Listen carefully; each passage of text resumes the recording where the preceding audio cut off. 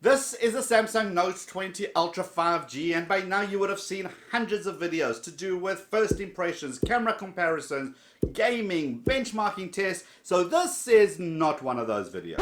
Having used the Note20 Ultra for a couple of weeks now, I'm going to share with you 30 best personalizations, tips and tricks that you can set on your Ultra to make you love your phone even more. In fact, number 29 and number 32 are my personal favorites. Let me know which one is yours in the comments. Okay, let's do this. Break it down now, phone, gadget, apps, it's the Techie guy, yeah. Hi guys, welcome back to the channel. If this is your first time here, my name is Liron Segev, where I talk about Wi-Fi and gadget and tech tips and phones and how to. If you're into that kind of stuff, hit that subscribe button below and let's get on to today's show. So the Note20 Ultra is quite a large phone, and in order to get to your notification panels right from the top, you got to kind of do finger gymnastics to pull those down. But there is a better way. What I do on every Note that I have is I long hold on the home screen, I choose the home screen settings, click on that, and now I scroll down until I find swipe down for notification panel, and I enable that. Now, whenever you want to get to the notification panel, you simply swipe down from anywhere on the screen, swipe down once or swipe down twice for the expanded view, and there it is, no more finger gymnastics. Now to access your app, you basically swipe up and there are all your apps. Now I don't like this method, I like to having my icons on my screen where I can see them.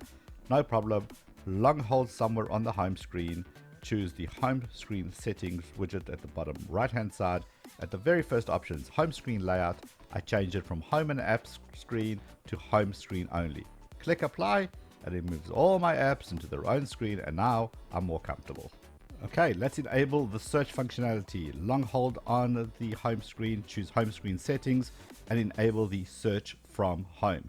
Now, if you ever want to find anything, simply swipe up, start typing, and it will find the app, it will find the settings, it will find the contact, anything to do that's on your phone to do with that keyword will be available at your fingertips.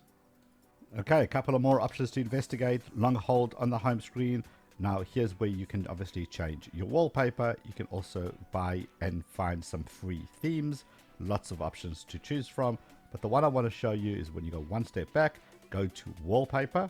Now a cool feature here is in apply dark mode to wallpaper. You can enable that. Some people are really serious about their dark mode. If you want everything to be in dark mode, well, wallpaper is no exception. On the bottom edge, if you swipe up, you're going to see the Samsung Pay. This can get in the way if you're using the new navigation. Here is how to disable Samsung Pay from popping up there. Go into the settings, go into use favorite cards, and simply disable the lock screen, the home screen, and the screen off. And now it's no longer going to get in your way. From the right side of the screen, you simply drag on, and there you're going to see the edge paneling. Now click on the gear icon, and here's where you can customize the edge panels. Now there's lots of different options to choose from. Choose the one that you wish to use the most. I like weather and tools, and the tools actually quite a cool one to have. If you want to reorder, three little dots at the top, choose reorder. Now you simply swipe and drag and drop, and just to get the edge paneling to make it work for you.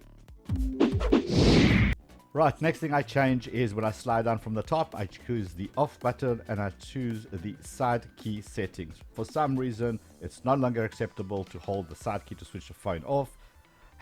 Okay, so here's how you change it. You can go and assign the side key when you press and hold. I want the power off menu to pop up as we're used to pretty much all the time. So I want that. I don't want to wake up Bixby. Now, whilst we're here, you can actually also double tap that side key button and you can get it to launch an application if you wish. So I'm going to select YouTube, and now every time I double press the side key, YouTube should fire up. Let's test that. Yep, there it is. Okay, let's pull down the notification from the top. Let's expand that. Three little dots on the top right, and I'm going to choose button order. When I do that, obviously it allows you to change the icons that you have for quick access. Do it in the order that you like.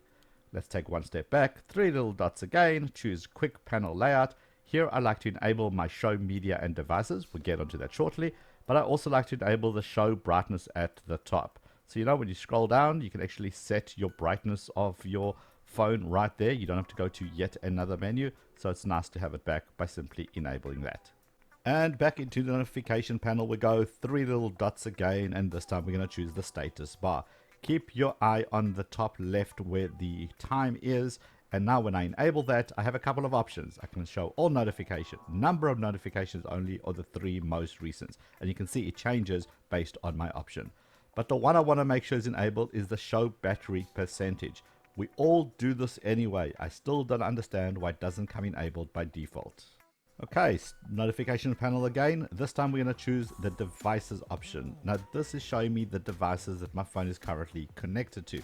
And I'm able to instantly use some controls or some options straight from that device. This device particularly happens to be my computer, and currently it's doing the linking between my phone and my computer, so I can record the screen as it's doing that.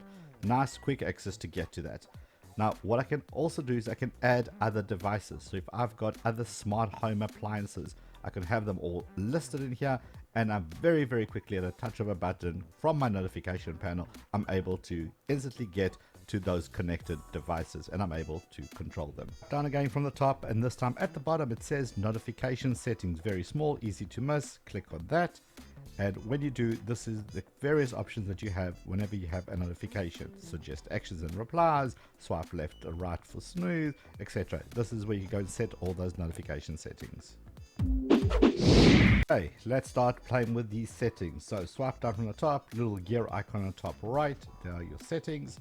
And what I want to do is I want to go into the first one, which is connections.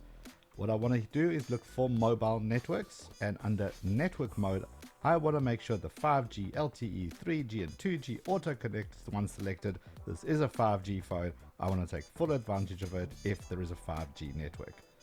Under data usage, a cool little thing to do here is under data saver, click on that, and then enable the data saver. So this prevents data from going up and down in the background, and especially if you're on a data plan where you pay per megabyte, this is important to have on.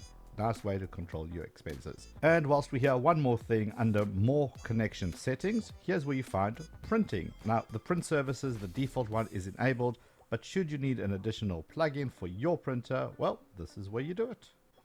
Back into settings we go. This time we're going to go into display, and here's where you can set your phone from light mode to dark mode. People's obsession with dark mode can be satisfied right here. In fact, under the dark mode settings, bunch of options to play with, like sunset to sunrise, a custom schedule, or you can just simply enable it the whole time. Right, moving along, adaptive brightness, you can enable or disable that. I know some people really want to control everything, so you can do that there. Motion smoothness, luckily by default it's set to adaptive at 120 Hz. You can change it down to 60 Hz if you want to preserve your battery life. You do it under your display. Scrolling down, you have something called the blue light filter. If you want to protect your eyes, this is where you enable that. And then you've got screen mode, and now you can choose between vivid and natural and a whole bunch of settings to play with. Realistically, I'm not noticing much of a difference, and even looking at the phone, never mind the screen recording. But hey, you know, some people are very picky about what their screen looks like, and the nice thing is you have the customization should you wish to do that. Okay, let's move on to something more exciting. Something interesting to note, if you go down to screen resolution and you want to change it to WQHD+, it will automatically drop down your refresh rate to 60 Hz, not 120. So it's worth noting that you're making some sacrifices whenever you change it. Remembering the edge paneling, well, here you go down to edge screen, and here is where you can actually enable or disable edge panels altogether. Now edge lighting is actually pretty cool, so you can enable that, and if you tap on it you can actually customize the effects. So let me show you what that looks like, and now I'm going to click on it, and there we go. Now I've got various effects of the edge lighting, and as soon as I change things up, look what happens. Okay, there we go. So you got various customization options. Again, it's all about making the phone feel like your own. However you want to work, you're gonna have options. And still under display, if we go down to navigation bar, and here is where you make those changes from the original buttons where you go back, home, recently used applications, to the swipe gestures. Now some people don't like swipe gestures, some people absolutely love it. Here's where you make those choices right here. Right, under settings, go all the way down till you see accessibility. And this time what we want to do is we want to go to visibility enhancement. And here you have an option called remove animation. Now this is going to give the phone a bit of a snappier feel as you jump between various applications. Now some people don't like the jerkiness of it, some people do like it, it's a little bit more animated, but here is your options to remove those animations without going into the developer mode. The next enhancements to do is to go to hearing enhancement, and now you got adapt sound. Now you can actually adapt the way that the Note 20 Ultra sounds to you for media and for calls based on your age. So if you're under 30, between 30 and 60, over 60, you can really customize it, but you do have to have your headphones set in to be able to set up that environment. Another cool thing to enable is something called live transcribe, and essentially what it does is that any audio that it hears from around the phone or from media playing on the phone, it's going to transcribe that into text. All you got to do is swipe up from 2 fingers from the bottom to get it going. Let me show you what it looks like. So here I got my YouTube video playing, and it is live transcribing things that I'm saying. This is great, works sort of okay-ish, it does a pretty good job. You can save the transcription for later in case you want to go and edit it. Next thing to enable is something called live captions. Now a little bit similar, whereas live captions actually shows you what the person is saying on the screen itself. So my YouTube video, and there it is, live captioning everything that I'm saying. Hopefully you picked up some tips and tricks that you can use on your phone. Check out more tips and tricks down here. Hit the head below to subscribe if this is your first time here. Give the video a thumbs up if you liked it, and I'll see you in those videos. Let's go.